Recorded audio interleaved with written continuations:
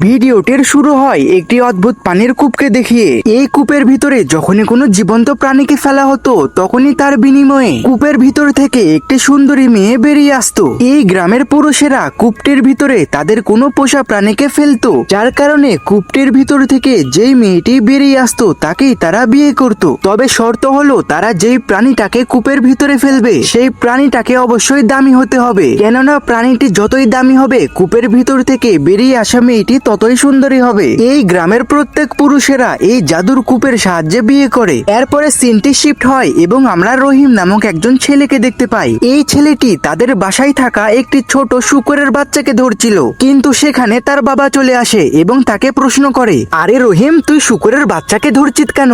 রহিম উত্তরে বলে, আরে বাবা, আমি শূকরের বাচ্চাটিকে জাদুর কুয়ার ভিতরে ফেলবো। এটা শোনার পরে রহিমের বাবা তাকে জিজ্ঞেস করে, কিন্তু তুই এটাকে কুয়ার ভিতরে ফেলে কি করবি?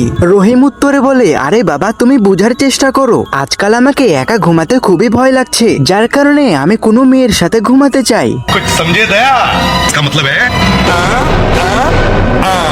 এটা শোনার পরে রহিমের বাবা তাকে বকা দেয় এবং তার কাছ থেকে শূকরের বাচ্চাটাকে কেড়ে নেয় এবং রহিমকে ধমক দিয়ে বলে, তাড়াতাড়ি আমার চোখের সামনে থেকে চলে যা, নয়তো তুই মার খাবি। বন্ধুরা, নেক্সট পার্ট দেখতে চাইলে চ্যানেলটিকে সাবস্ক্রাইব করো এবং কমেন্টে লিখো পার্ট 2।